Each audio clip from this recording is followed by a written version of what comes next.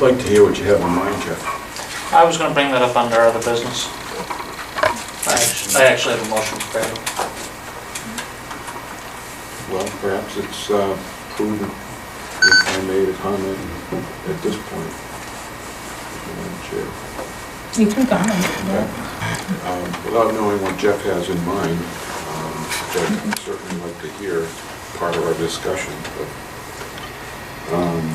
I have a whole bunch of notes on this that I'd like if I could request your indulgence to review with you. And I first want to start out by complimenting Mike's effort in putting together what looks like a very comprehensive response. That was my response. Well, compliments to you too, man. It was all You can do it next time. No, it was combined. So I did the language and he did the templates for a formula. Okay, well, the reason I say compliments to Mike is I sat through the Hill meeting prior to this board meeting, and I listened to him explain how he arrived at the dollar values. And it's just too complex, is what it boils down to. It reminds me of doing income taxes. You know you're going to pay probably around $1,000 or $1,500 to the IRS, and you go through hours and hours and hours of all these calculations and what have you, and darn it, you pay $1,640 or maybe $1,400. But you're referring to only one of the two proposals. We have two to consider. I'm referring to both of them because I am vehemently opposed to this. We know. And I would like to tell you why. Starting out with the more favorable, cost-effective alternative for Hill flies in the face of what the rest of us have to pay in the 7 towns to support the infrastructure that would otherwise be made available to Hill. And that is something I find very hard to explain politically. So what we have is an opportunity to get so complex, and then maybe over the 10-year life of the agreement have not someone as capable as Mike perhaps in the business administrator's role get us into trouble. And I'm concerned about that. The argument in favor of this is it's free money to NASD, which would reduce taxpayer burden in the Newfound Area School District. I say that it'd be great if we needed all the resources and buildings that we have, but we don't.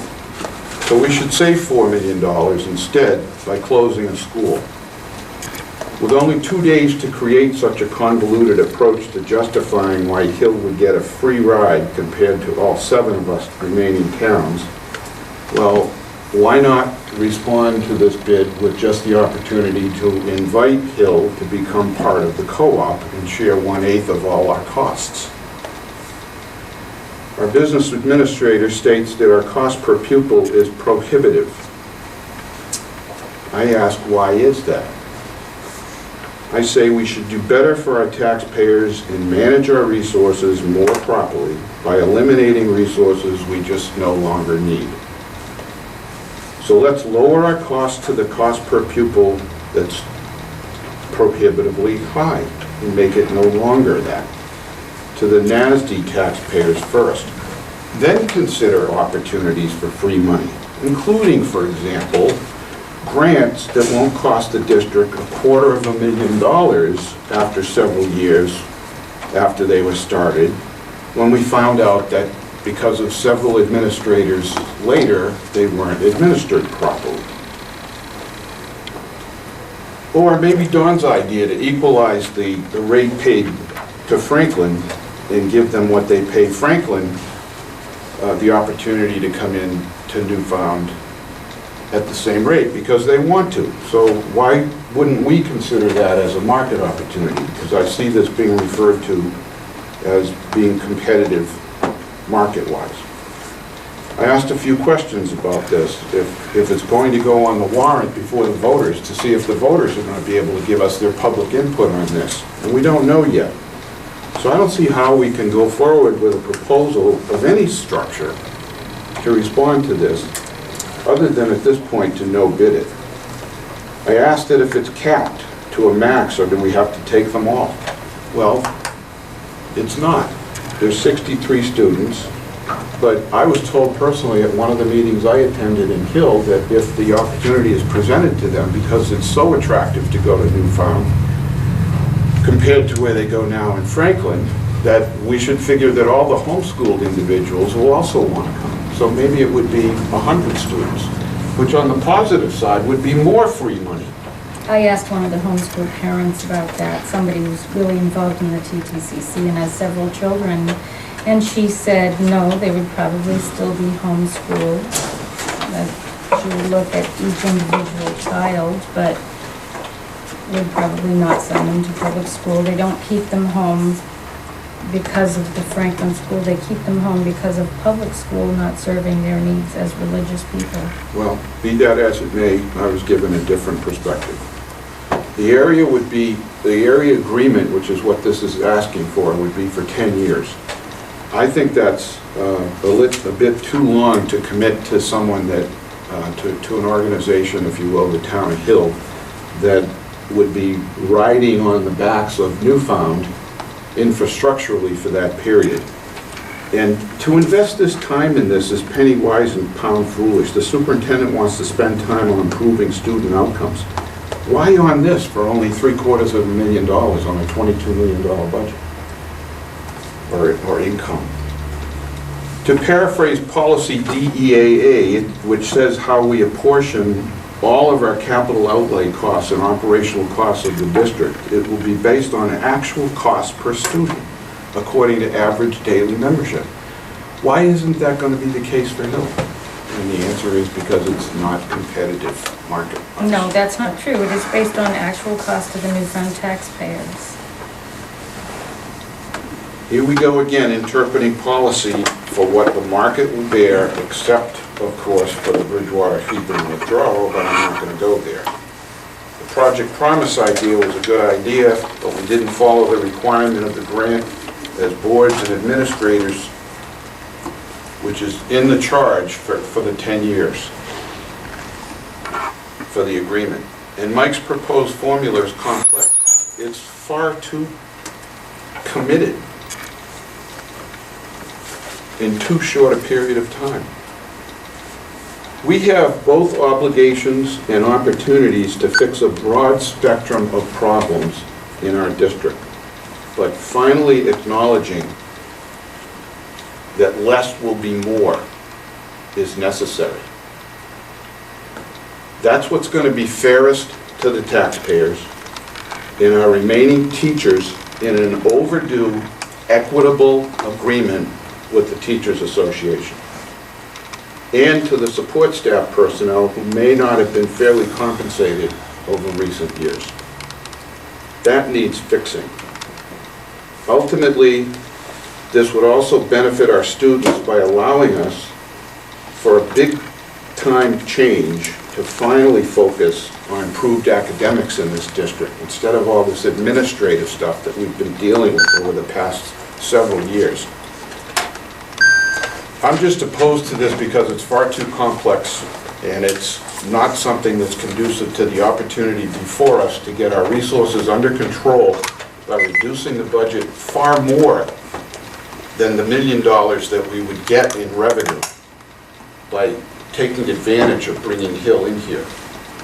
How is that good when what we should be doing is reducing the budget by approximately $4 million? Okay, Thank you. it's time now for us to present this so that those of you who weren't here before can understand it.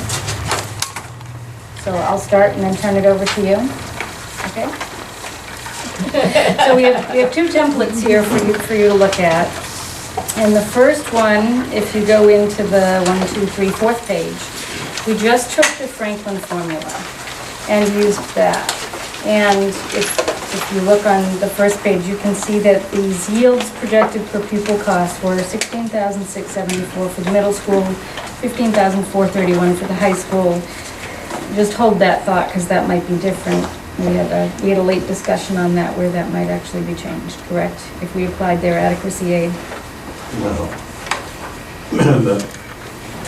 you could word it such that these are the figures if we receive their adequacy aid for the students enrolled. Right, so then the cost to Hill would be about 13,500 and about 12,300 after their adequacy aid was applied, which was about 3,100 per student that they get. Which I've got a question. Why do we consider their adequacy aid? That's only. Why don't we tell them what the number is and let them decide how to spend their adequacy aid? Okay, that's only in this Okay. one. We were just talking, because Franklin gives them a price that's like 10 or 11, or they did, and that's after their adequacy aid has reduced what the first cost was. Franklin gets So- their adequacy aid. Yeah, they give 50% of their adequacy aid to Franklin, and then they pay this reduced or discounted tuition because they've already got their aid. Can you explain where you added that? That's the state aid that comes out to schools that are considered in need. Oh. There's an RSA for that, but they're part of their area agreement. I'd have to research the ability for you, I mean, you could essentially take their adequacy aid by raising their tuition cost. You're doing the same thing. And then they apply it to And their tuition. I'd probably prefer you do not make a link to your tuition to their adequacy. And can you explain why? Because, First, I don't know if you can. Second, I think you're looking at like aid for their children. I think it's a bad move. So if you believe you should really pair it to your cost structure. but you had also said that if we rely on their adequacy aid and then 1 year they don't get any, then, That's definitely another issue because it's town driven. So that's changing and it's also changing for us. We're losing some funds on that too. So why are these numbers not comparable to what we do pay as town people? he'll explain on the next one. I'm gonna give that one to you. So any questions first on this model and how these numbers look? I know you just got them, but take a look at these first 2 pages and see if you at least understand them before we move on to the next one. I thought adequacy aid had to follow the student. It's supposed to, but we know it doesn't. Remember in the Danvers withdrawal, we found that there are funds that don't stay with our elementary kids. It goes into the newfound budget. It doesn't go with our kids, because that's why we would have a couple $100,000 more to run the school if we ran the school separately from the district.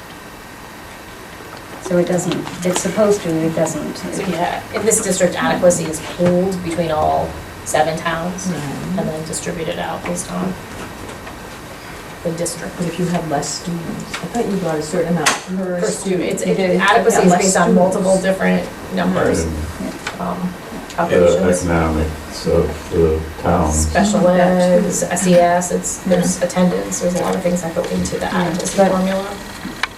And then they break their own formula too because they can't reduce it because it was capped for quite a while. That's why you're seeing their first reductions.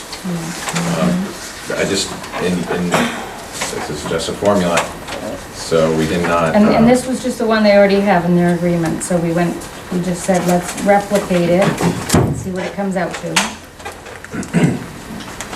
Jeff, did you have a question?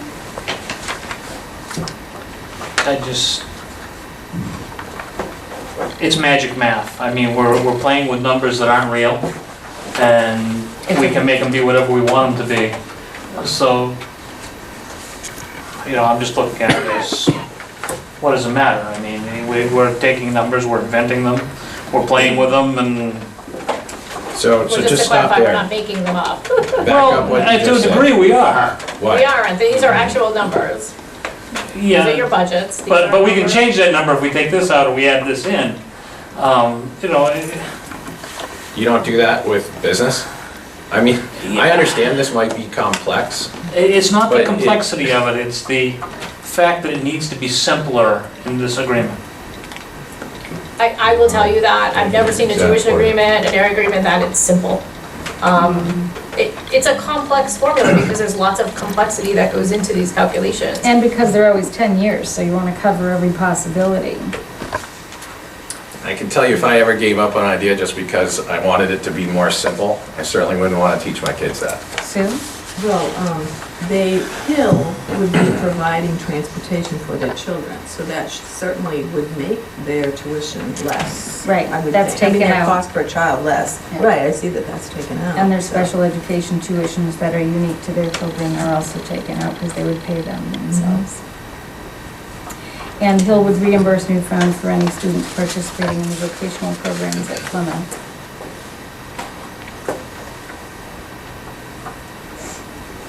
And that's part of their request for proposal anyway.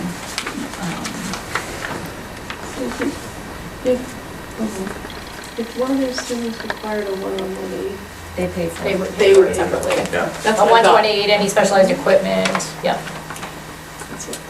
And that's what they do now.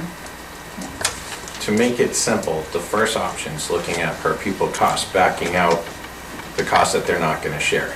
It's not magic math. It's actually pretty simple math. The second option says we're not gonna look at a cost, the DOE's cost per pupil, which is taking your whole budget divided by your number of pupils. Is taking a little bit more of a complex look at it and saying, what does the taxpayer pay? What is their share of that burden? And can you share that same cost with Hill and making them more of a partner? So, because the state education tax is calculated differently than the local assessment. So it's saying we're gonna still look at the value of the cost that the taxpayers are picking up, but we're gonna actually make it more realistic. And yes, it is definitely more complicated, because you're actually tagging the tuition to what the taxpayer actually pays in the 7 towns. Now, of course, that's not perfect. We know that some towns have, if you were to look at what an individual's paying per thousand, is it the same to the town next to you? No. Actually, there's huge income swings between towns, and some are paying way less. Okay, so it gets even more complex. So it's saying, first of all, let's answer a very simple question. Do you find value in bringing the students of Hill into your district? I think that's the first question, and I haven't heard anyone really discuss that. I think Vinny kind of brought up a little bit about it, and I don't think he believes it is. So before you even get into these calculations of what these individuals pay, it doesn't matter if you're bringing 2 million or 500,000.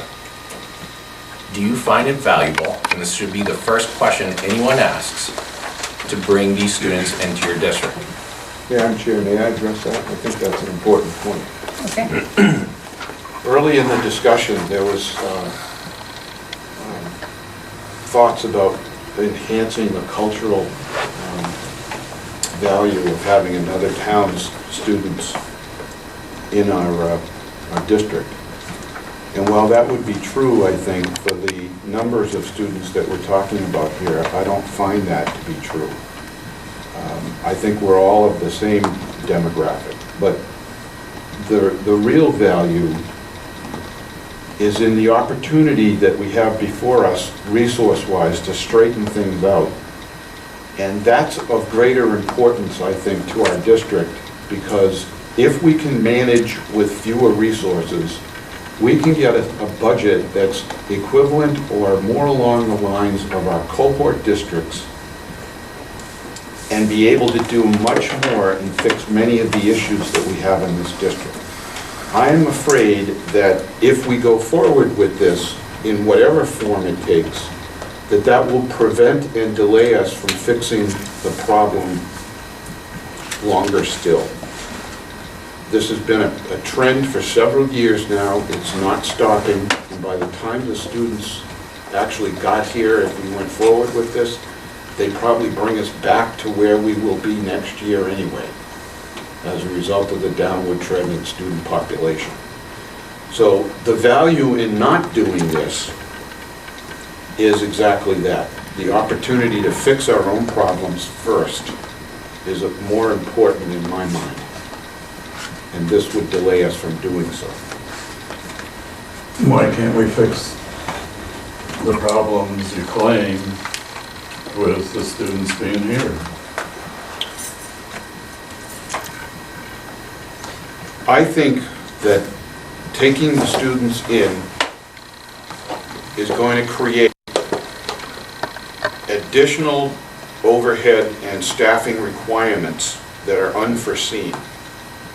And it's one of those things that, with the management as complex as this formula will require over the next several years, it's going to vary so much, we're going to have to make administrative decisions that are going to add to the cost of having made this choice. I believe it's unreasonable for this board, without knowing whether we're going to be able to put it on the warrant or not. I will insist that this go on the warrant before the voters in March and be subject to what the voters of this district want to do, not just the school board, especially after only having 2 days to really put this thing together to meet their deadline. I really don't know what Jeff has in mind, but I'd like to hear some creative alternatives to just responding to this, to give them a dollar value, which is far below what all our taxpayers pay to maintain the infrastructure in this district. That is excessive. Can you verify that? I don't even, what are you talking about? How do you back that comment up? Which was that specifically? That this is far below than what your taxpayers pay? Are we not paying 22 million in total budget? Are your taxpayers paying 22 million? No, we're not. Our budget is 22 million. I'm asking you what you said. Are your We're paying taxpayers $11 $22 million in local million? taxes. I understand that, Michael. Okay. But our budget is 22 million, and we compare ourselves to cohort districts that are far less than that. I don't disagree with you And the at main all. difference is that we have one more building than many of the cohort districts. I disagree with that. That's the main difference. We also offer far better benefits to far more people on an average than those districts do. So the opportunity for us to get this under control stands before us. This would be a major bump in the road. That's how I see it. Okay. And I think it would be irresponsible of this board to go into a 10-year agreement, if it were even successfully negotiated. To your point, it's got to be negotiated subsequent to them accepting the bid. We need to go through the proposals before we get to the philosophy, I think, so that you at least know what the proposals are, because you two haven't seen them, Sue hasn't seen them. Well, I've looked at them, and So under the first proposal, it's less than 2,000 away from $1 million that would come in for us taking the Right. kids. And that's probably the way I see it, the fairer way of doing things, and looking at the two proposals, and the one with the least risk to us. I mean, I agree with Vince Paul on some things, and I disagree on others. I think that them coming in isn't gonna matter a damn. There's only 21 kids at the middle school and less at the high school because some will stay at Franklin. And our student count is falling so fast that by the time this agreement falls into place, they're just gonna replace some of the kids we've lost. And they're gonna lose kids over that time too. So, the numbers don't concern me as much as making sure that the formula is such that going forward, it is always interpreted the same way, and that Hill pays per student the equivalent, less busing and special education, that every other taxpayer, every other community pays per student. I mean, we fund this district and this basically per student on a per student basis.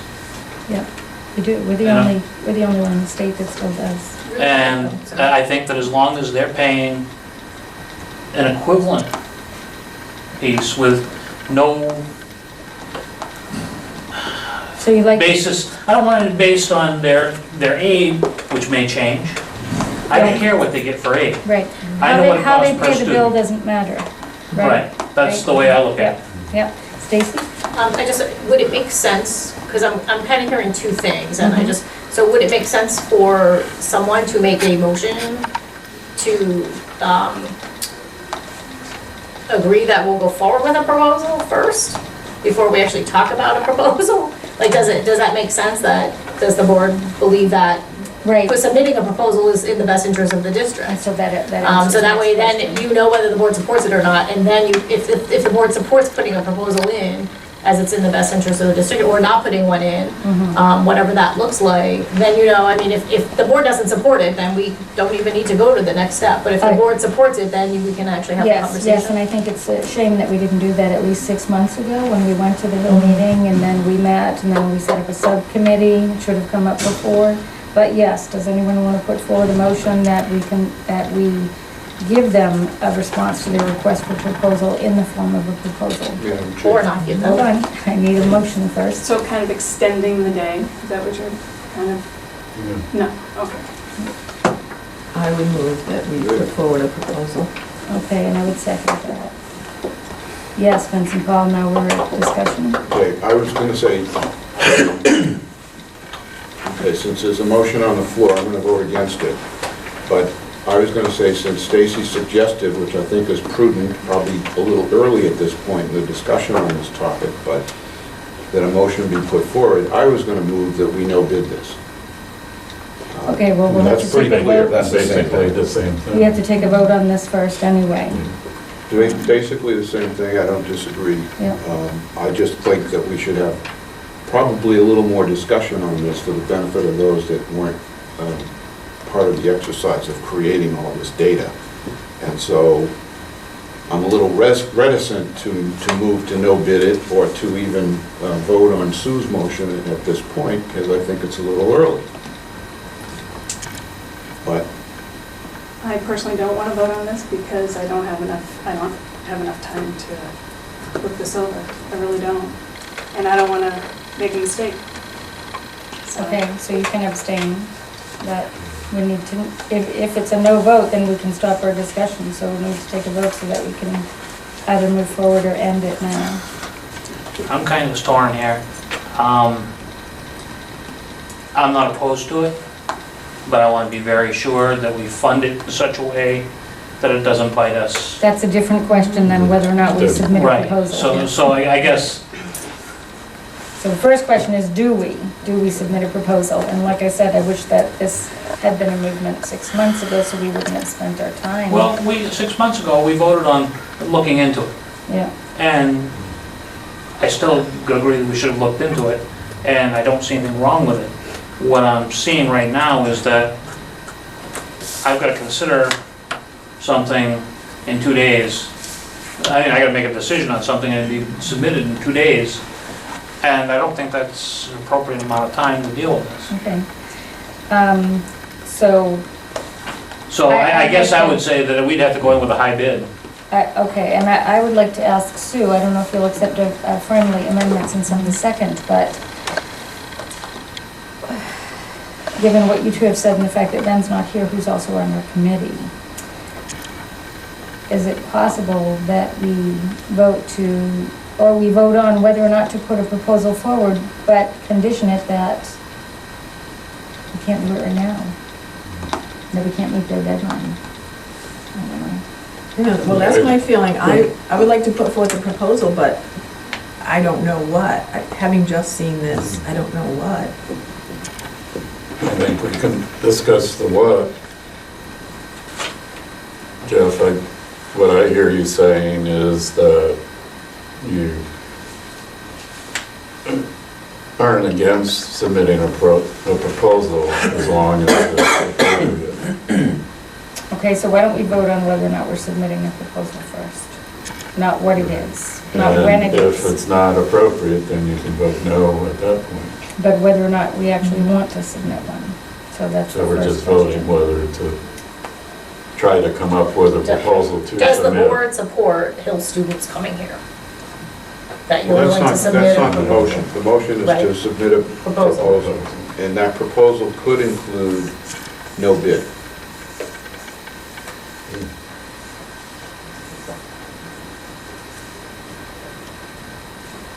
I I guess I would say that wasn't, when I talked about the intent of that, the intent of the first motion is really, do we even move forward? Right.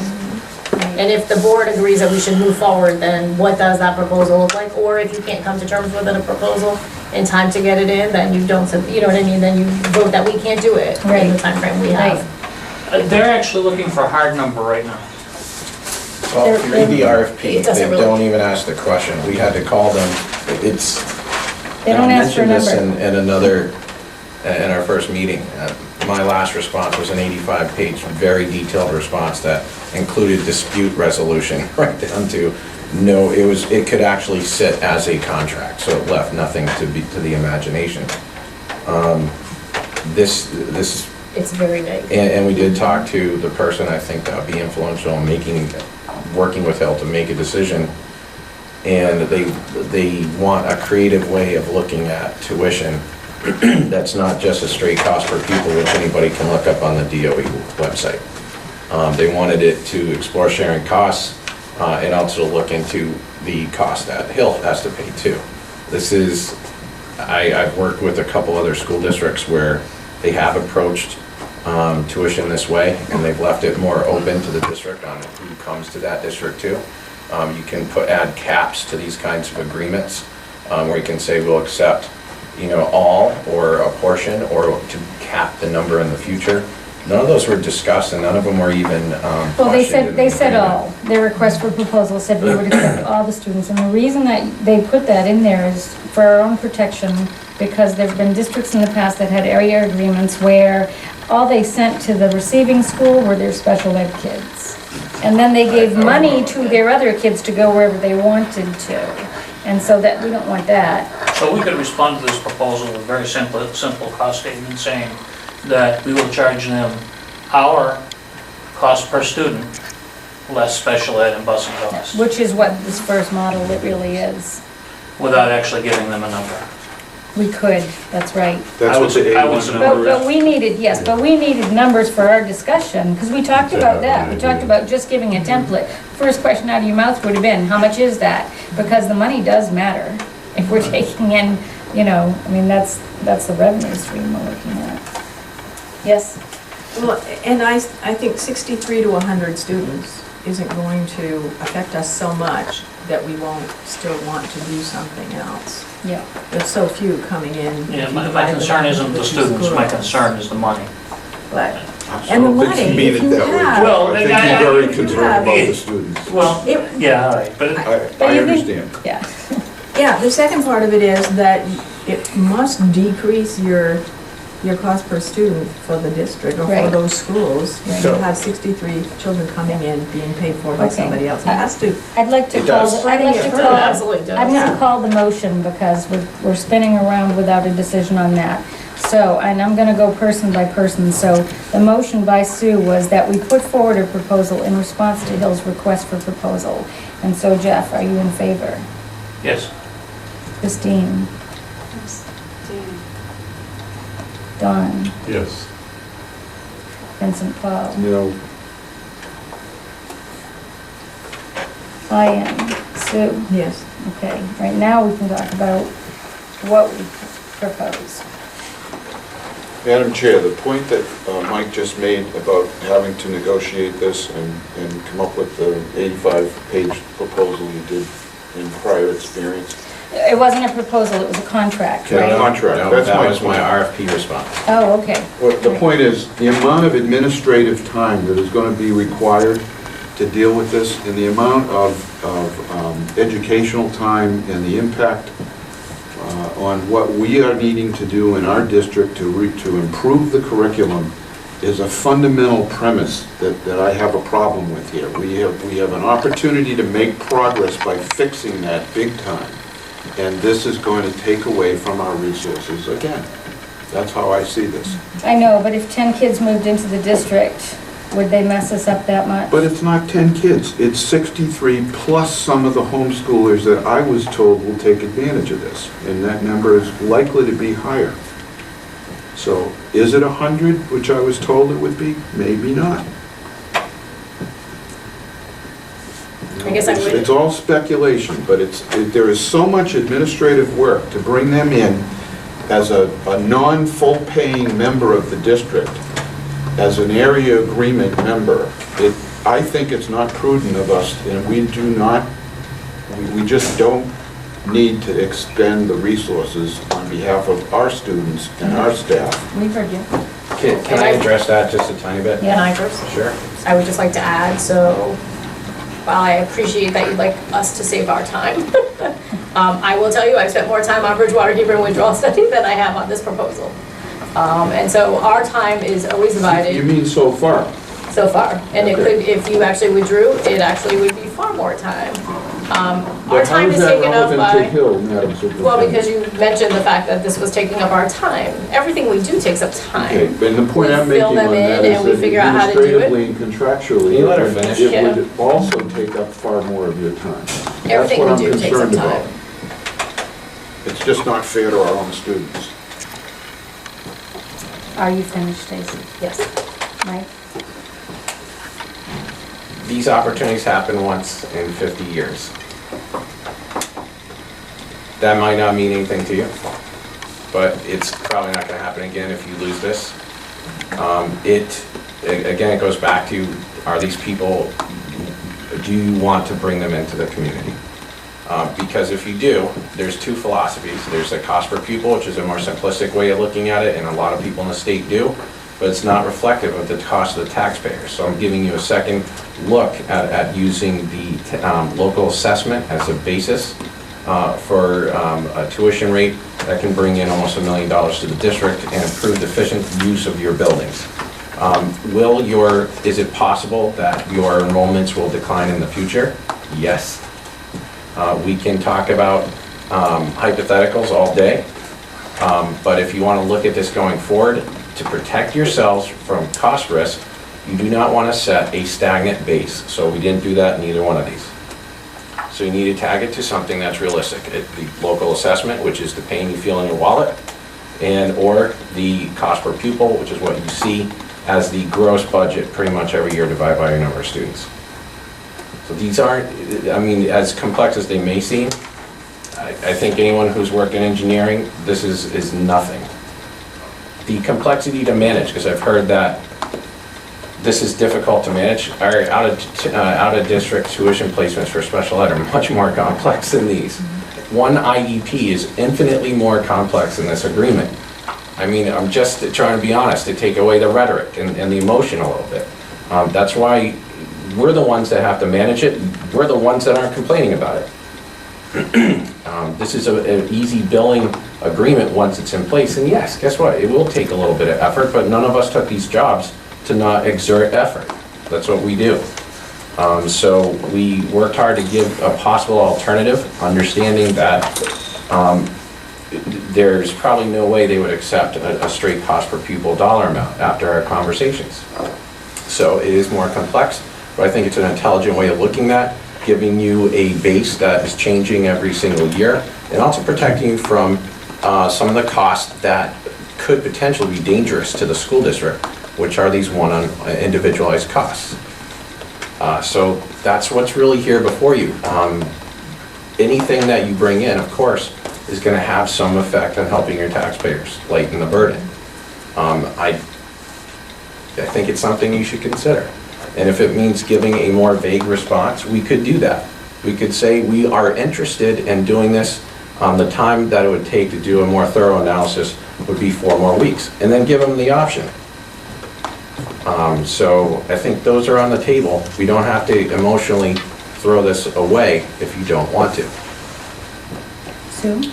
Well, I think that almost $1 million in tuition probably justifies a little bit more time, too. I know that some of that is going to go towards extra teachers and so forth, supplies and all that, but a little extra administrative time is part of anybody's tuition. We wouldn't need And of additional course, people. closing a school, making a $4 million cut, the staffing with layoffs, the building and capital costs, what do you do with the assets? That's so much more complex than this, it's ridiculous. So is that a reason we shouldn't do it? You had mentioned. No, I don't He just think said complex it's no work. solutions are something you should overlook. John? You had mentioned that they wanted something a little different than their agreement that they had with Franklin. Well, they Correct. left it open. Yeah, It was very much, you saw it. I think their goal was, think about Oh, this. yeah, Say yeah. that, but you're in Yeah, discussion with them. and he said, we're looking for some creative opportunities to go with another district that aren't killing our taxpayers. That's basically what he said.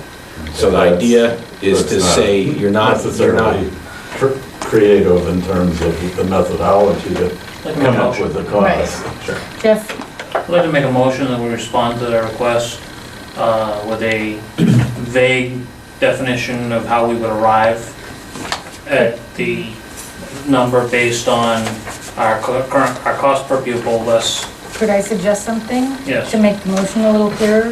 Because I'd like to move that we submit the Franklin model without dollar values. Second. Oh, okay. And again, it doesn't matter how they pay for it, so when they apply their adequacy aid, it's lower than what we publish. Yeah, let's be clear that I don't believe you can get this that. doesn't include, We're not talking Taking their adequacy aid, it's up to them what they adequacy do with it. Yeah. So if they take it and they move it with the student, as Sue says, then they apply it against this tuition cost that we give them.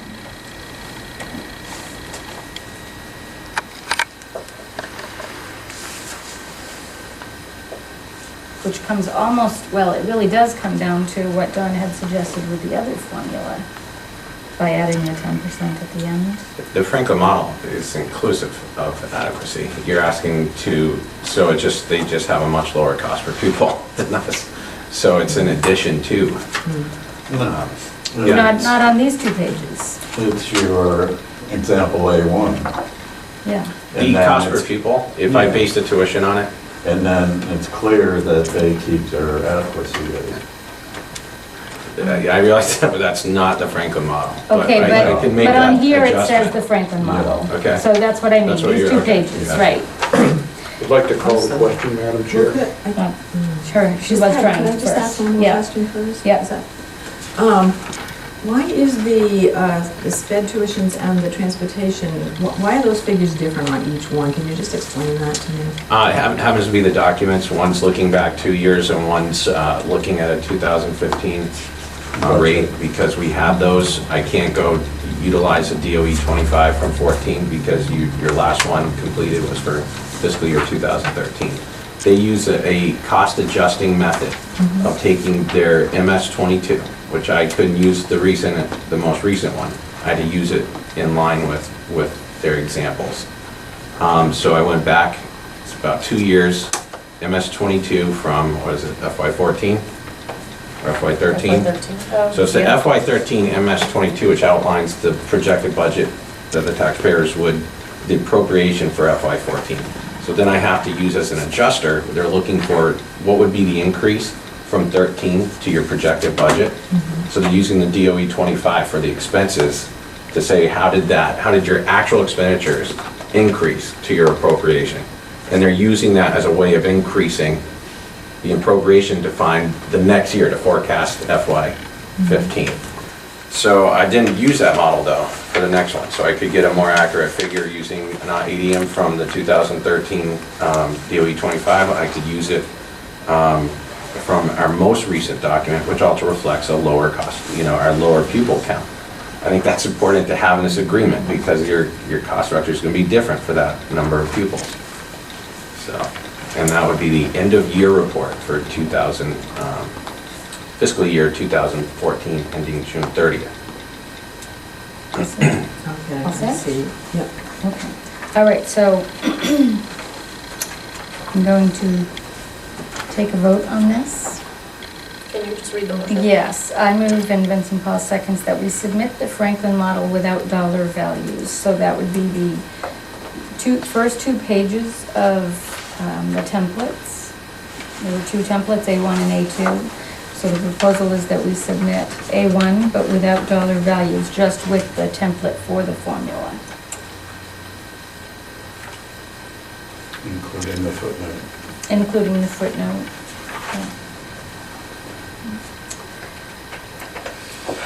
Okay. I guess I'll do each person again. Jeff? Yes. Christine? Yes. Don? Yes. Vincent Paul? No. Yes. Yes. Sue? Yes. Okay. Madam Chair, I have a motion. Okay, is it under this? Yes. Okay, so it's not other business, yeah? I'd like to move that any area agreement with an additional town be presented as a warrant article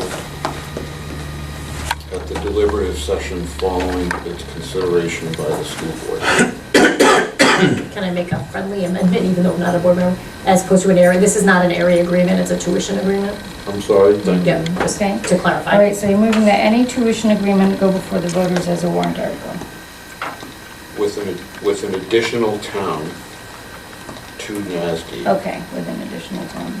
Be presented as a warrant article at the session following its consideration by the school board. Okay, I second the motion. Any discussion?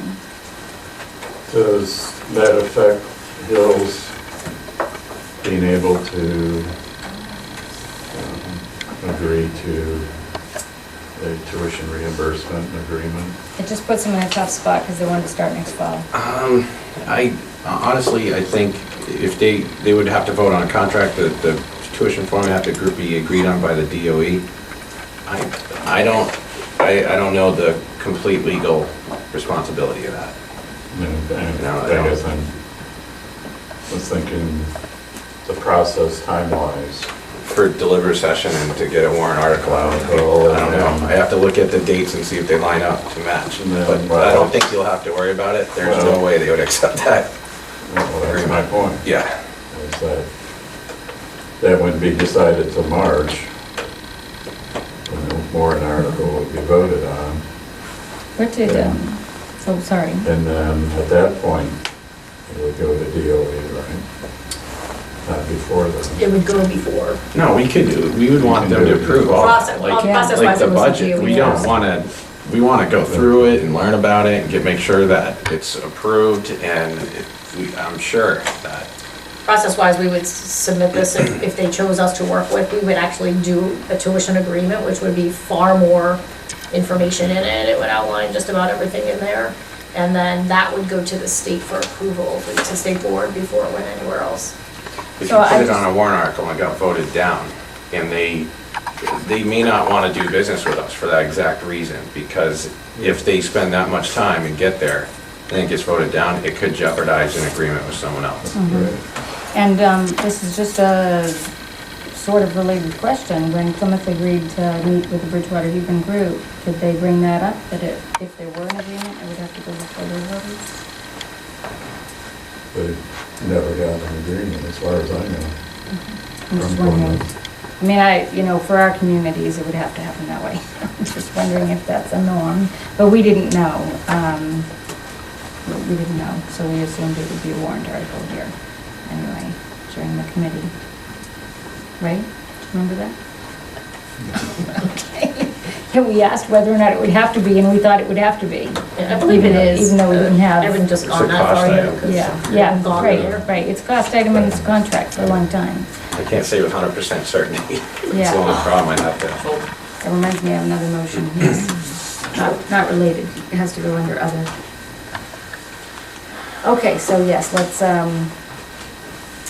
vote on this, which is that it goes before the voters on a warrant article. Jeff? Yes. Christine? Yeah. John? Yes. Vincent Paul? Yes. Ruby, yes. Sue? Yes. Yes, okay. So all eyes on that.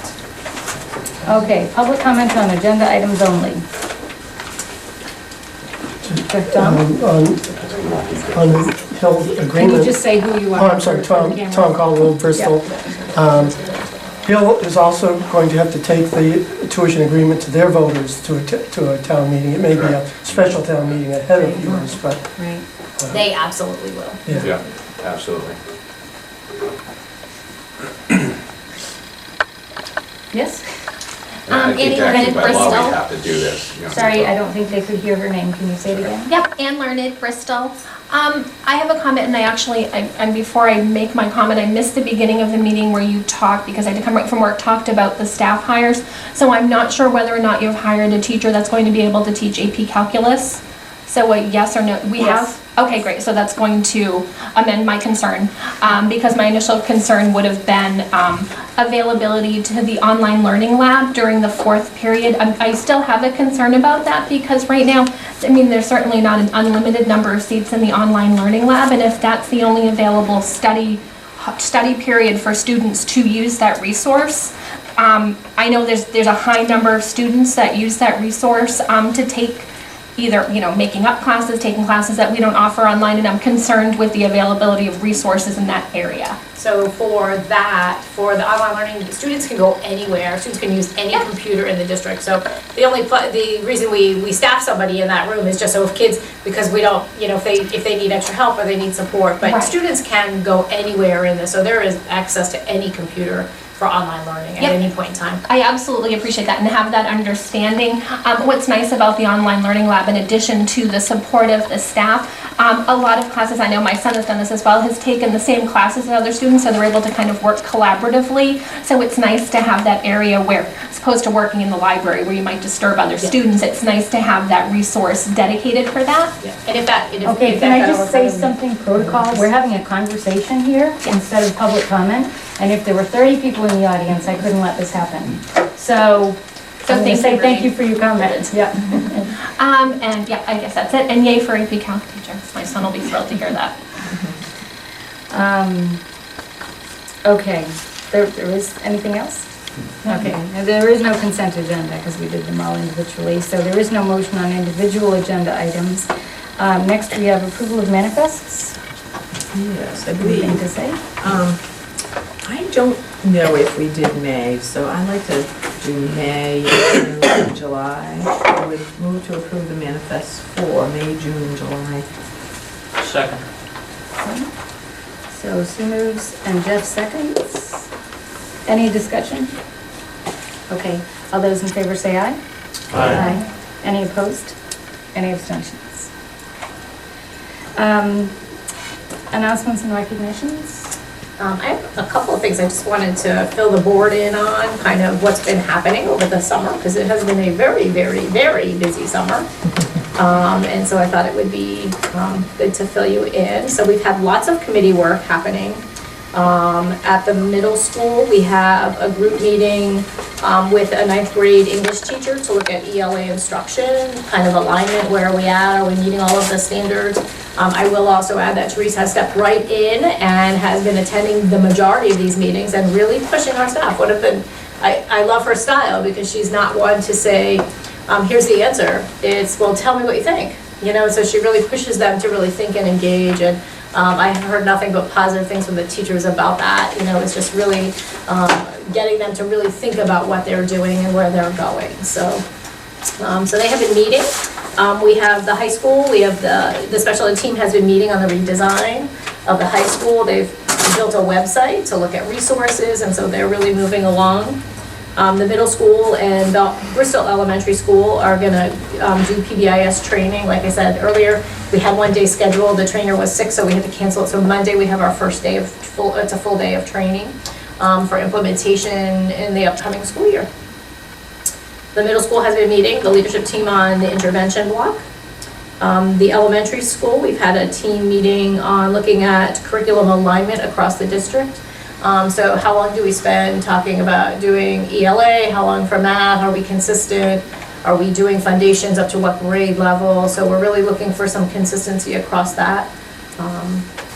We also have a group meeting on everyday math and connected math. I kind of called it, should we stay or should we go? Really looking at both of those math programs, looking at data from those programs. We had a real focus on using data to make decisions. So they've been meeting kind of to help us, again, all of these decisions will come back to the admin team for us to consider, but letting them do the footwork and the, what do you guys think as the teachers who do these programs? Where are the gaps? Where are we heading in these things? We had a group who met on Reading Streets, which is our ELA program. We had two groups meeting, one to talk about, so the program has a ton of different components. And up to this point, teachers have been able to kind of choose which component they want to implement. And so what we wanted to do was standardize it and say, okay, here's all of the things that we want every teacher to be teaching.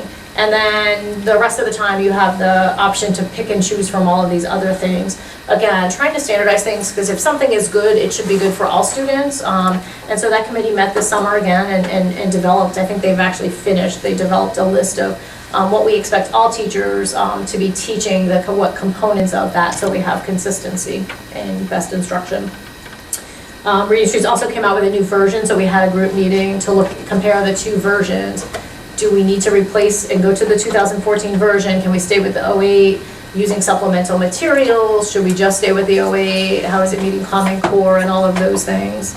The high school created a data team, and so they've been meeting over the summer to really look at a different philosophy as opposed to looking at all qualitative data. Really, what does our school tell us as far as when we start a new initiative? How are we going to start and identify what data points do we have that tell us that whether this is going to be successful? So it's a real shift for them to think about this, and it's a new team.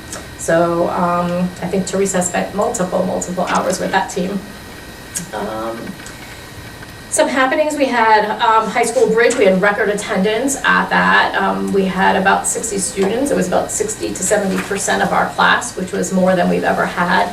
We did a lot of promotion at 8th grade, promotion night, graduation, whatever we call it. I walked around with a pamphlet for it. And so we really tried to get it, to promote that, and we did boost our attendance on that. The administrators have been meeting. We've been looking at our evaluation system and updating that and getting more training. So we met over the summer. We had 2 days of training on the evaluation system, as well as the electronic version of it called iObservation. So it will be all electronic. We've worked, and I have a presentation ready to go on the first day where the teachers come back to talk about all the changes, because we're required now to tie 20% of student performance to teacher evaluation. And so what does that look like? Each school will set goals. And so we're looking at all of those components. We have also scheduled in 3 additional days of training for our administrators through the year, really to focus on evaluations and inter-rater reliability to ensure that everybody is looking at the same things and that we're scoring teachers on this in the same way. So we'll be looking at that. I want to add that our buildings have been very busy with maintenance and fixing things up. I want to thank Alan and the custodians for their effort and the hard work that they've done. Just some highlighted things, and I will send this around. So Alan put together a little book because he's very proud of all the work that he's done. I don't think it's comprehensive. I had that on it isn't comprehensive, but recognitions as well. Some of the things out at Bristol Elementary School, we painted the outside of the building and painted all of the trim. We installed a handicap ramp, which was non-existent. So that is now in and ready to go. The middle school, we retiled the lobby, so it was a spattering of different tiles, but there was a crack that went all the way up the center, so we have retiled that. We have new curtains up in the gym, so when I said like the psychedelic curtains that apparently were stained for something and lost their color are now nice. We're proud to have a theater production in there. New Hampton Community School, we did the outside trim and painted the trim on the Little Red Schoolhouse. Again, you'll see pictures of that. It's amazing the difference. We paved the parking lot at New Hampton, replaced some stair treads here at the high school.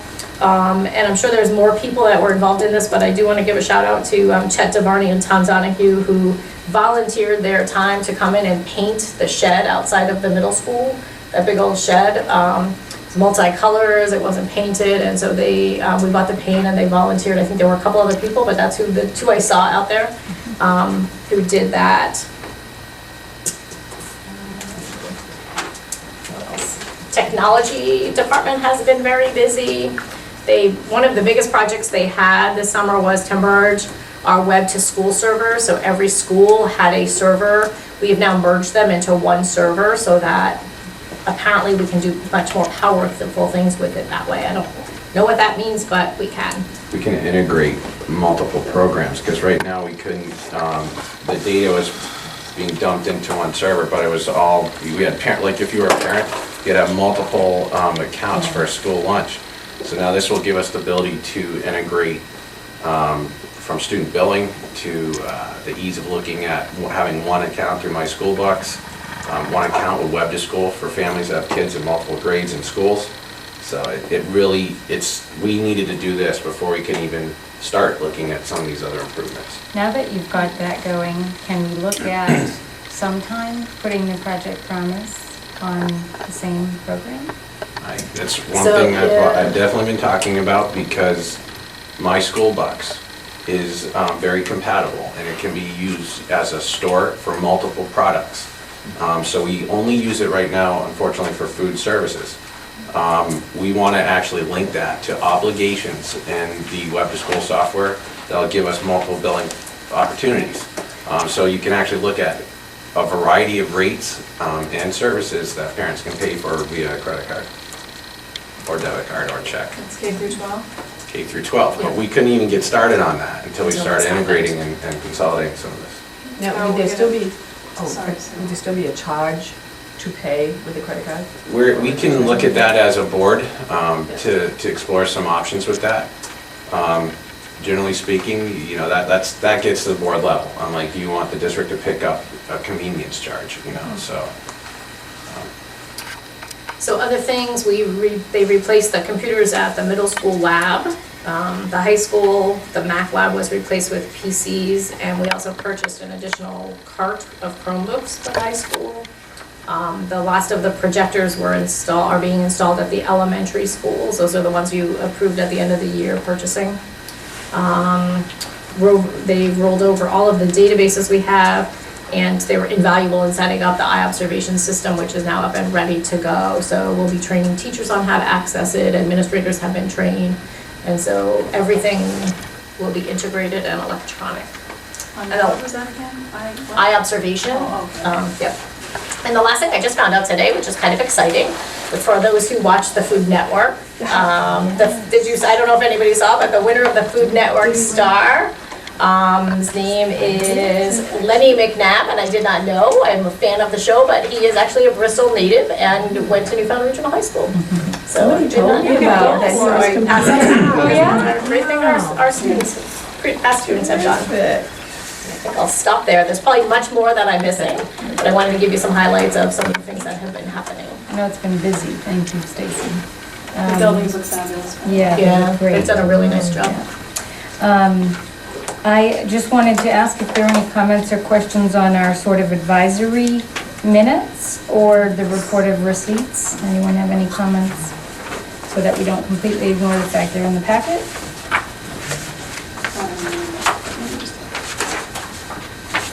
He went to Memorial High School, so he graduated before the late 80s, Around there before they. as opposed to the regional high school.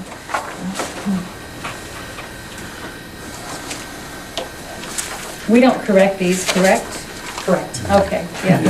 Make go back to the comments committees, to be yeah. passed on Yeah. to the secretary. The only thing was, in one place, the business administrator is an administrator, and in another, he's a business manager, which I know we've gone back and forth on that before. But that was my only comment. I have two things under other business, and then I know that, oh, that was one of them, so I only have one now. The other is, I honestly can't remember if I made a motion on this. I think I didn't. So, I would like the policy committee, and perhaps I just spoke to you, Jeff, to consider writing a policy about the acceptance of grants by the district. It's already on the agenda. Okay, great, thank you. So that was it for me. Okay. Okay, well, because yours may be more complicated than mine, can I just jump in? Sure. So we have tentatively scheduled an August 25th meeting. Does anybody, I will, like, we have nothing for the agenda, I just didn't know if anybody, I if we think, wanted to since we're meet. meeting August 27th, that should there be anything else that comes up, we could add a public meeting to the August 27th date, rather than have two in the same week. My own thought. We're meeting on the 27th for NATO. That's that first week of school. Okay, yeah, so if something comes up, we can kind of do a brief agenda at the Yeah. beginning. Yeah. Thank you. Okay. What I'm about to say and do, I do with some reluctance. It's no reflection on any employee or any community member. But I think that we've pushed things down the road to the point where If we continue to do it, we're going to face an emergency situation. So in consideration of the following factors, I'm going to propose a motion. The public's desire to have their local elementary schools become K through 6 to the extent that they are willing to consider withdrawal from the district. The general disrepair of the middle school building and need for costly renovations. The declining student population of the district. The increased cost per student, which is substantially driven by an unnecessarily large infrastructure. The pressure to reduce taxes. The loss of good teachers to higher paying districts. The desirable potential hires declining positions due to our low pay. And the fact that we are now beginning budget and teacher negotiations for the 2015-2016 school year. I'd like to make a motion that we set aside a portion of the next scheduled school board meeting for the purpose of considering two motions and hearing public comment on them. First, to close the middle school for the 2015-2016 school year, moving 6th grade to each of the local elementary schools and 7th and 8th to the high school. And a second motion to begin a study of the property for permanent closure or redevelopment. Second. Well, before he seconds, because you had a lot of introduction, can you just read the part that's a motion? Okay, the motion is to set aside a portion of the next scheduled school board meeting for the purpose of considering two motions and hearing public comment on them. Okay. All right, so motion is made by Jeff and second by Vincent Paul. Okay, so the motion is to discuss it, not actually to act on it, just so I want that made clear. Yeah, the motion is to discuss, I know, to discuss the two options, I'm sorry, the two... to reserve time at our next meeting. Right. So this motion is to set aside time for a specific purpose, which you've identified. Yes. So I just wanted people to know they're not voting on a closure, they're voting on Discuss. Time to discussion. discuss it. Yep, okay. Any comments or questions? The middle school is not owned by the school district, so I'm not sure whether that's affects the discussion or not. I think that can be part of the discussion. Yeah. And we actually have a policy on how to deal with that. Yes, but we also have a long precedent. Hebron School closed, Bridgewater School closed, Alexandria School closed. I am certainly not proposing that we Yeah. close the school without They- proper investigation. Yeah, they all went to the town. Anyone else? Yeah, could you just read the two proposals again? Okay, the two proposals that I'd like to consider at the next meeting are, first, to close the middle school for the 2015-2016 school year and move the 6th grade to each of the local elementary schools and the 7th and 8th grade to the high school. Effectively giving the communities their K-6 that they want and making a junior, senior high school. Sue? Giving the communities their K-6 that they want and making a junior, senior high school. Sue? I think that the policy says that you have to have a 2-year study in order to close a school. No. Which policy doesn't say that? It actually doesn't say that. It says that the school has to have been, the word isn't severely, but the policy says something like the school has to have been greatly under capacity for at least 2 years, and that there have to be public hearings. Yeah, And that's Right, the second another part of my it. motion. That's right. right. My second motion is to begin a study of the property for permanent closure or redevelopment, which could be renovating it or tearing it down and building a new school or whatever happens to be the appropriate decision. It's policy FL. Thank you, Jeff, for making that motion. Bring forward a discussion that I think is due and a worthwhile analysis. Well, the reason for our second goal, the reason I proposed that is so that we could stop, and I forgot to say this earlier, but so that we could stop making people wait. We've had study after study after study with no decision. We made no decision on K through 8. We got Stacy's input, we made no decision. We made no decision on K through 6 for Danbury, so everybody needs to know what the decision is, so they can plan. And not just that, I mean, we have some severe budgetary issues coming. I mean, we can't, with the tax cap that we have, we can't pay our teachers, we can't fix the Support pay staff. schedules for the teachers or the support staff. I mean, we've got a mess, and we've got to clean it up, and it's gonna cost serious money. Okay, anyone else? All those in favor say aye. Aye. Any Aye. opposed? Any abstentions? Okay, the motion carries.